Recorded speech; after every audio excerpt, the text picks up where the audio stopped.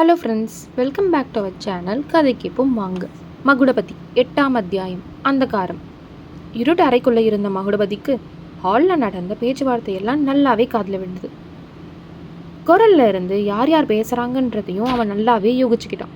செந்தூரு கொஞ்சம் கூட பயப்படாமல் பேசின தீரம் நிறைஞ்ச மொழிகள் அவனுடைய காதில் விழுந்த போதெல்லாம் அவனுக்கு மயிர்கூச்சரித்தது. அந்த சமயம் செந்தூரு ஒரு சாதாரண பெண்ணாவே அவனுக்கு தோணலை. காவியங்கள்லையும் இதிகாசங்கள்லையும் வர்ணிக்கப்படுற வீர நாரி மங்கையாகவே அவனுக்கு தெரிஞ்சான். இவளுக்காக ஒரு உயிரை மட்டும் கிடையாது, ஒருத்தவங்களுக்கு ஒரு 100 உயிர் இருந்தால் கூட அத்தனையும் அவளுக்காக கொடுக்கலான்னு நினச்சான்.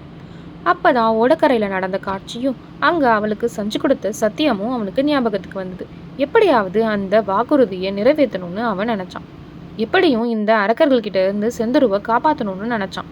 இப்படி பலவிதமான எண்ணங்கள் அவனுக்கு தோணுச்சே தவிர, ஆனால் எப்படி இந்த அரக்கர்கள்கிட்ட இருந்து செந்தருவை காப்பாற்றணுன்ற அந்த யோசனை மட்டும் அவனுக்கு தோணவே இல்லை. இந்த நிலைமையில தான் தங்கசாமி கவுண்டர் பிரம்புனால செந்தருவை அடிக்க அவ வீரட்ட குரல்ல கத்துறது மகுடபதியோடைய காதுல கேட்டது.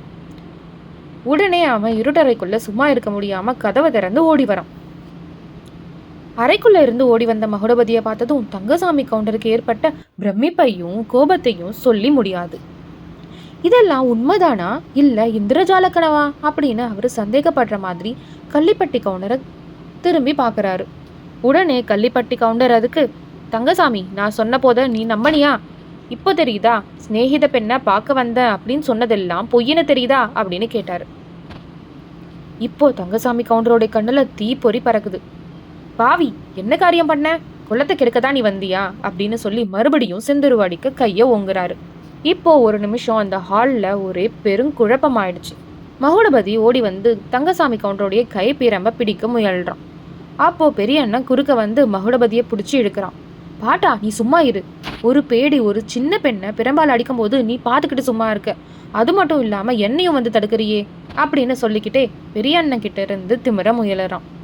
பெரிய அண்ணன் அவனை இன்னும் கெட்டியா பிடிக்க 2 பேரும் கட்டி கீழே விடுறாங்க.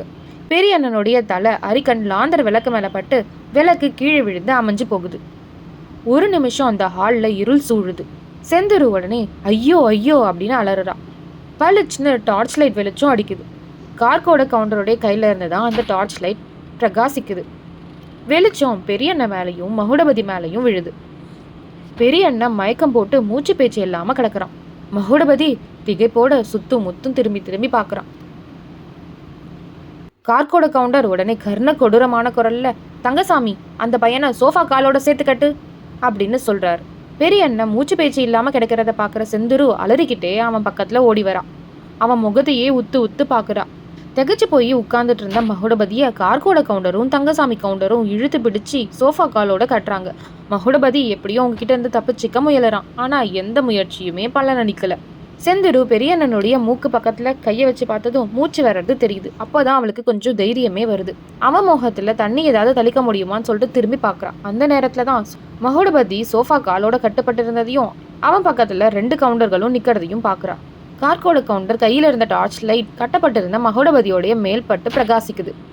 மகுடபதி ரொம்ப கோபத்தோட, பேடிகளா, ஏன் என்னை இப்படி கட்டி போடுறீங்க? ஆண் பிள்ளைகளா இருந்தனா கட்ட அவிழ்த்து விடுங்க. இப்படி அக்கிரமம் செய்யறீங்களே. இந்த பாரத தேசத்துல மகாத்மா காந்தி போன்ற உத்தமரும் பிறந்திருக்காங்க, உங்களை மாதிரி பாதகர்களும் பிறந்திருக்காங்க அப்படின்னு சொல்லி மகுடபதி கத்துறான். அடே நிறுத்துடா உன் அதிக பிரசங்கித்தனத்தை அப்படின்னு சொல்லிக்கிட்டே கார்கோட கவுண்டர் சீறாரு. அது மட்டும் இல்லாம ஏளனமான பேச்சுல, மகாத்மா காந்தியோடைய அந்தரங்க சிஷியன் இல்லையா நீனு? அதனாலதான் மைனர் பொண்ணை கூட்டுக்கிட்டு திருட்டுத்தனமா ஓட பாத்தியாக்கும். ஆஹா, நல்ல காந்தி சிஷியன். அப்பா தங்கசாமி எங்க பெரம்பேடு? இன்னைக்கு இவன் சிநேகிதர்கள் கடத்தெருவில் சத்தியாகிரகம் செஞ்சு அடி வாங்கினாங்க. இவன் மட்டும் அவங்களுக்கு குறைஞ்சு போகலாமா? அப்புறம் மகாத்மா காந்தி இவனை பத்தி குறைவா நினைச்சுக்க மாட்டாரா? அந்த பெரம்பை எடு அப்படின்னு சொல்றாரு.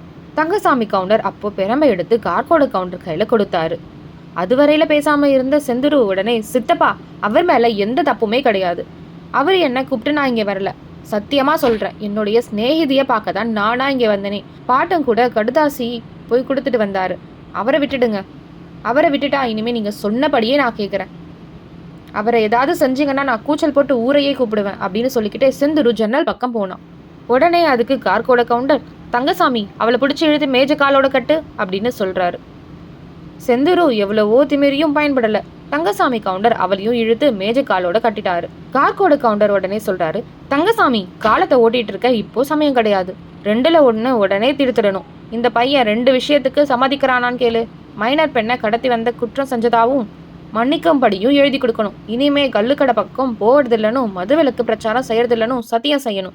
மகாத்மா காந்தி மேல ஆணை செஞ்சு சத்தியம் செய்யணும். சம்மதிக்கிறானா கேளு அப்படின்னு கார்கோட கவுண்டர் சொல்றாரு. மகுடபதி காதுல இது விழுந்ததும் அவன் ரொம்ப கோபத்தோட கத்துறான். ஒரு நாளும் மாட்டேன், உயிர் போனாலும் பண்ண மாட்டேன். என்ன வேணா எது வேணா பண்ணுங்க, ஆனா அந்த பொண்ணை மட்டும் ஒன்றும் செய்யாதீங்க. ஏதாவது செஞ்சீங்கன்னா நீங்க செஞ்சு வர அக்கிரமம் எல்லாம் எனக்கு தெரியும். பத்திரிகைகளில் எழுதி உங்க பேரை சிரிப்பா சிரிக்க வச்சிடுவேன், ஜாக்கிரதை அப்படின்னு மகுடபதி கத்துறான். கார்கோட கவுண்டர் உடனே மறுபடியும் பயங்கரமா சிரிக்கிறாரு. ஓஹோ, அப்படியா சேதி, இதுதான் கடைசி வார்த்தையா? கேட்டுட்டு தங்கசாமி அப்படின்னு சொல்றாரு. இடுப்புல இருந்து ஒரு பெரிய பேனா கத்தியை எடுக்கிறாரு. அதோடைய மடலை பிரித்து டார்ச் லைட்டுக்கு நேராக வச்சு பிடிக்கிறாரு. கத்தியோடைய மடல் பல பலன்னு மின்னுது. அதோட விளிம்பு கூரா இருக்குதா அப்படின்னு கார்கோட கவுண்டர் விரல்னால தடவி பார்த்தாரு. செந்தூரோடைய அடி வயிற்றுல என்னமோ பண்ணு. அவன் என்னவில்லாமோ பேச நினைச்சா, கூச்சல் போடவும் நினைச்சா. ஆனால் அவளுடைய நாக்கு மேல் அன்னத்தில் போய் ஒட்டிக்கிட்டு வாயிலிருந்து ஒரு வார்த்தை கூட வர முடியல, சத்த கூட போட முடியல. கார்கோட கவுண்டர் ஒரு கையில் டார்ச் லைட்டோடையும் ஒரு கையில் பிரிச்ச கத்தியோடையும் மகுடபதியை நெருங்கினாரு. அடே என்னடா சொல்ற அப்படின்னு சொல்லிக்கிட்டே கத்திய ஓங்கினாரு. மகுடபதிக்கு அந்த சமயத்துல இதெல்லாம் உண்மை கிடையாது, கனவு கண்டுட்டு இருக்கிறோன்ற பிரம்மையே உண்டாயிடுச்சு. அவன் அண்ணாந்து ஓங்கின கத்திய இமைக்காம பார்த்துக்கிட்டு இருந்தான். ஓங்கின கத்தி கீழே வர தொடங்குது. அந்த வினாடியில தடதடன்னு காலடி சத்தம் கேட்டுது. அந்த நேரத்துல பெரிய அண்ணன் கொஞ்ச நேரத்துக்கு முன்னாடி மயக்க போட்டு கிடந்தான் இல்லையா, இப்போ அவன் குடுகுடுன்னு ஓடி வந்து கீழே விழறான். கவுண்டருடைய கத்தி பெரிய அண்ணனுடைய வலது மார்பு பக்கம் ஆழமா பதிக்குது. அவன் உடனே ஆ அப்படின்னு அலறிக்கிட்டே கீழே விடுறான். அவனுடைய வாய் திறந்து ஏதோ முணுமுணுத்துது. கார்கோட கவுண்டர் கீழே குனிஞ்சு அதை கேட்டாரு. ரகசியம், ரகசியம், இத்தனை நாளா, மன்னிக்கணும் அப்படின்ற வார்த்தைகள் அவருடைய காதுல விழுது. உடனே பெரிய அண்ணனுடைய தலை சாயுது, பேச்சு நிக்குது. கார்கோட கவுண்டர் டார்ச் லைட்டை 4 புறமும் சுழத்துறாரு. செந்துரு மயக்கம் போட்டு கிடக்கிறதையும் அவளுடைய தலை தொங்குறதையும் பார்க்கறாரு. பிரமிச்சு நின்ற தங்கசாமி கவுண்டரை பார்த்து, என்னப்பா இப்படி நிக்கிற, அவளுடைய கட்டை அவிழ்த்து தூக்கி போய் கார்ல போடு.